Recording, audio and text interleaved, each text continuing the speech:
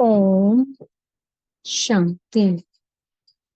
आज 2 सितंबर 2024 का मुरली चिंतन है। आज मीठे बाप दादाजी ने कहा है कि मीठे बच्चों, जैसे तुम्हें निश्चय है ईश्वर सर्वव्यापी नहीं है, वह हमारा बाप है, ऐसे हमें दूसरों को समझाना है, उनको निश्चय कराना है और फिर उनकी ओपिनियन लेनी है कि वो क्या कहते हैं।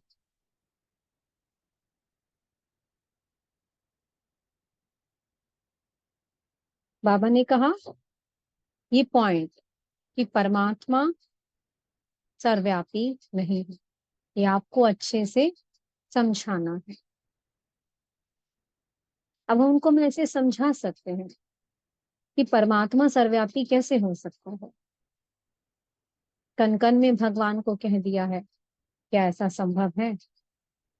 वो परमात्मा परम पिता हमारा पिता है, क्या बाप सर्वव्यापी हो सकता है? बाप तो एक ही होता है। क्या अगर मैं अपने पिता को कहूं कि हर जगह मेरा पिता है तो ये संभव है? नहीं। अगर सब में परमात्मा होता तो क्या सब एक दूसरे को दुख दे रहे होते?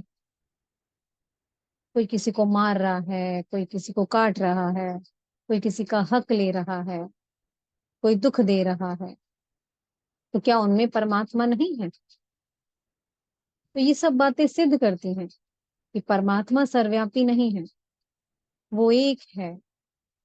वो हम आत्माओं का पिता है, वह बाप भी है, वो टीचर भी है और सतगुरु भी है। बाप बनकर हमें ऐसी शिक्षा देता है, हमें जीवन जीने का तरीका सिखाता है, हमें हमारे स्मृतियों की याद दिला करके, हमें हमारे सत्य स्वरूप की याद दिला करके, हमें हमारे गुणों की पहचान कराता है कि जिस शांति को हम पाने के लिए भटक रहे हैं, वास्तव में वो शांति तो हमारे गले का हार है और हम ढूंढ रहे हैं बाहर। जैसे एग्जाम्पल है ना, रानी का हार खो गया पर वो ढूंढ रही है, मेरा हार खो गया, मेरा हार खो गया। लेकिन फिर किसी ने देखा तो कहा, रानी जी आपका हार तो आपके गले में ही है। ऐसे ही आत्माएं सब शांति को ढूंढ रहे हैं, भटक रहे हैं, दर दर की ठोकरें खा रहे हैं, लेकिन वास्तव में शांति तो हमारा ही स्वधर्म है। तो बाबा ने हमें ये बातें याद दिलाई, हमें हमारे सत्य स्वरूप का पहचान दी। या आप एक आत्मा हो और मैं तुम्हारा पिता हूँ। मैं सर्वव्यापी नहीं हूँ, कन कन में नहीं हूँ। तुम कन कन में उसको ढूंढ रहे थे ना, वास्तव में वो एक है। वो आता है इस संगम युग पर और हमें मीठे बच्चे कह कह कर हमें इतना लाड़ दुलार देता है, शिक्षक बनकर हमें पढ़ाता है और ऐसी पढ़ाई पढ़ाता है जो 21 जन्मों के लिए हमें सुख दे देता है। सुख, शांति, संपन्नता, आत्मा हर चीज में भरपूर है और सतगुरु बनकर के हमें मुक्ति, जीवन मुक्ति में ले जाता है। तो ऐसा कहीं हो सकता है? सत्संगों में अभी तक हमने बहुत सुना, तो क्या आज तक हमें किसी ने कोई ऐसा रास्ता बताया कि जिससे हमें सदगति मिल गई हो, जिससे हमें सुख मिल गया? सब जगह क्या है? कन रस है। सुन रहे हैं, रामायण सुनना बड़ा अच्छा लगता है, गीता सुन रहे हैं, बड़ा अच्छा लगता है कानों को सुनना। तो क्या हमने उस पे इम्प्लाई किया, इम्प्लीमेंट की? गीता में तो कहा गया है कि काम महाशत्रु है। तो आज तक क्यों काम महाशत्रु को क्यों हमने पकड़ कर रखा? क्यों नहीं छोड़ा उससे? क्यों विकारों पर जीत नहीं पाई? वास्तव में बाबा कहते हैं विकार हैं चारों ओर सर्वव्यापी। जिस रावण को हम जलाते आ रहे हैं, वो माया रावण रूपी विकार सब जगह सर्वव्यापी है। सब जगह इच्छाएं हैं, एक इच्छाओं को पाने के लिए सब एक दूसरे को दुख दिए जा रहे हैं। मोह में फंसे पड़े हैं, क्रोध की अग्नि में जल रहे हैं, लोभ लालच में एक दूसरे का हक ले रहे हैं, अहंकार में आकर के अपने आप को ऊंचा समझ रहे हैं, सबको नीचा दिखा रहे हैं। भय से भर गई है आत्मा, खाली हो चुकी है, हर जगह ये है। वास्तव में ये पांच विकार सर्वव्यापी है। फिर बाबा ने कहा एक दूसरा ओपिनियन भी लो, कि ये गीता का भगवान श्री कृष्ण नहीं है। गीता में कहा है कि मैं अजन्मा हूँ, लेकिन श्री कृष्ण तो देहधारी हैं, उन्होंने तो पूरे 84 जन्म लिए हैं। वास्तव में कोई मनुष्य या कोई देवता भगवान नहीं हो सकता। भगवान तो वो एक है, जो निराकार है, जो अजन्मा है, और वो है परमपिता परमात्मा शिव, जो पूरे कल्प के बाद, 5000 वर्षों के बाद इस धरा पर आते हैं, कलयुग के अंत पर और सतयुग के आदि में, जिसे कहते हैं संगम युग, और हमें बाप, टीचर, सतगुरु बन करके हमें अपने घर ले जाते हैं। तो बाबा ने कहा श्री कृष्ण नहीं है गीता का भगवान। अगर श्री कृष्ण गीता के भगवान होते तो फिर क्यों द्वापर के बाद सतयुग नहीं आया, क्यों सुख की दुनिया क्यों नहीं आई, क्यों हमें राज्य भाग्य नहीं मिला। तो भगवान जब इस धरा पर आते हैं तो अपने बच्चों को सुख देते हैं, राजभाग देते हैं। तो उस समय द्वापर के बाद तो कोई राज्य भाग्य नहीं मिला, कोई सुख नहीं मिला, और धर्म आ गए। लेकिन जब परमात्मा आते हैं तो अनेक धर्मों का विनाश कर एक सत धर्म, यानी कि देवी देवता धर्म की स्थापना करते हैं। तो ये बातें सिद्ध करती हैं कि गीता का भगवान श्री कृष्ण नहीं, निराकार परमपिता परमात्मा शिव हैं। फिर बाबा ने कहा एक और ओपिनियन लो सबसे, कि पतित पावनी गंगा नहीं है। अगर पतित पावनी गंगा होती तो कुंभ के मेले पर इतनी हजारों आत्माएं, लाखों की भीड़ में जाते हैं सब, हर बार स्नान करके आते हैं। कोई हरिद्वार जा रहा है, कोई कहीं जा रहा है, तो क्या आज तक कोई पवित्र बना, किसी ने मुक्ति को पाया? पवित्र बनने के बाद तो आत्मा सुख शांति को प्राप्त कर लेती है। तो क्यों फिर सब भटक रहे हैं, क्यों बार बार कुंभ के मेले पर जाते हैं? जब आत्मा एक बार पवित्र बन गई तो उसे बार बार जाने की क्या जरूरत है? तो बाबा कहते हैं पतित पावनी गंगा नहीं है, पतित पावन एक शिव परमात्मा है। वो हमें ज्ञान देते हैं कि अपने को आत्मा समझ। जब तुम मुझ परमात्मा को याद करते हो तो तुम्हारे ऊपर जो जन्मों जन्मों का बोझा है वो भस्म हो जाता है, और आत्मा पवित्र बन जाती है,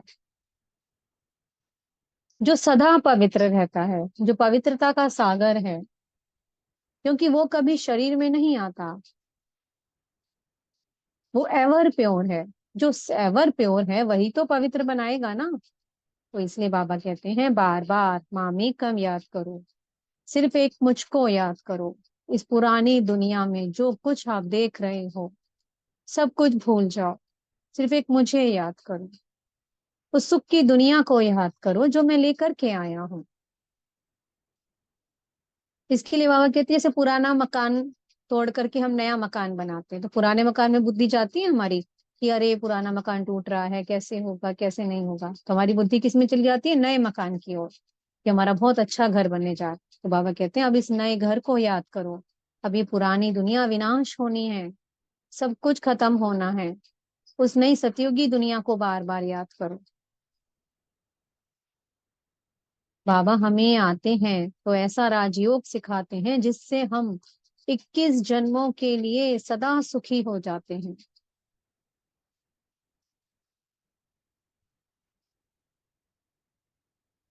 तो ऐसा कार्य कौन करेगा?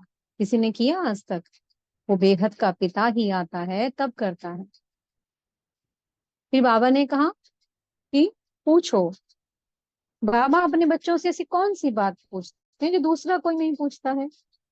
तो बाबा जब आते हैं तो पूछते हैं कि बच्चों, पहले तुम कभी मुझसे मिले हो?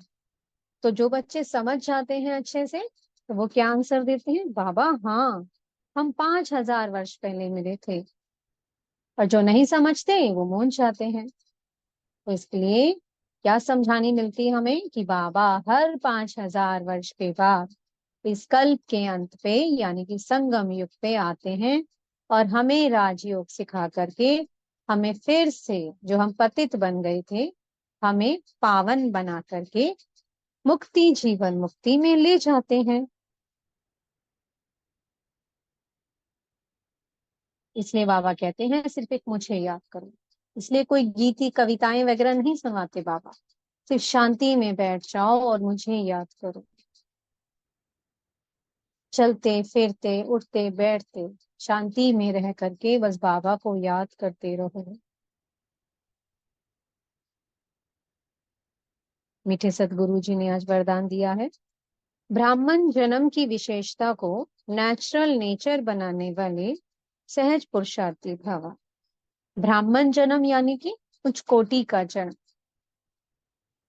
क्योंकि ब्राह्मण के बाद ही हम ब्राह्मण बनने के बाद ही हम देवता बनते हैं। ब्राह्मण सो देवता। तो ब्राह्मण जन्म ही हमारा बहुत विशेष है, क्योंकि स्वयं परमात्मा हमें ब्रह्मा तन के द्वारा एडॉप्ट करते हैं। ब्राह्मण जन्म भी हमारा विशेष, हमारा धर्म भी विशेष और हमारा हर कर्म भी विशेष है। तो इसके लिए बाबा हमें क्या कहते हैं, फॉलो ब्रह्मा बाप।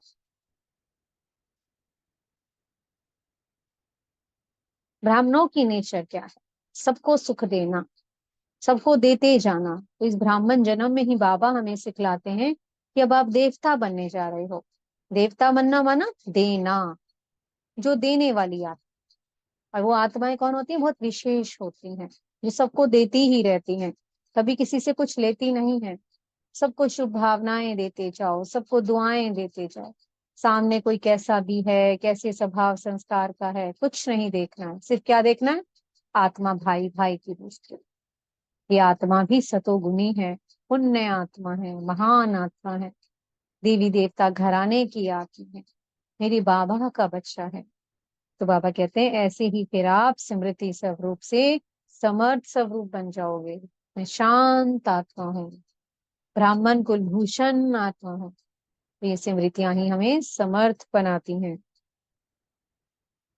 स्लोगन है, पवित्रता और शांति की लाइट चारों ओर फैलाने वाले ही लाइट हाउस है। बाबा क्या है, लाइट का सागर, माइट का सागर। तो बाबा अपने बच्चों को भी क्या कहते हैं, अब आपको भी क्या बनना है, लाइट का सागर, सबको राह दिखानी है, शांति की, पवित्रता की। तो इसके लिए हमें क्या बनना पड़ेगा, अपने शांति के स्वधर्म में स्थित होकर के शांति की किरणें चारों ओर फैलानी है। पवित्रता को धारण कर पवित्र किरणों का प्रकाश चारों ओर फैलाना है। तभी हम लाइट हाउस बन सकते हैं। और हमें ये कार्य करना है, क्योंकि ये बहुत पवित्र दुनिया आ रही है, शांति की दुनिया आ रही है, सुख की दुनिया आ रही है। तो इसके लिए हमें लाइट हाउस बनकर चारों ओर सारे विश्व में सुख शांति पवित्रता की किरणों का महादान करना है। ओम शांति। बहुत बहुत शुक्रिया प्यारी प्यारी हमारी मीठे मीठे बाप दादा जी का। ओम शांति।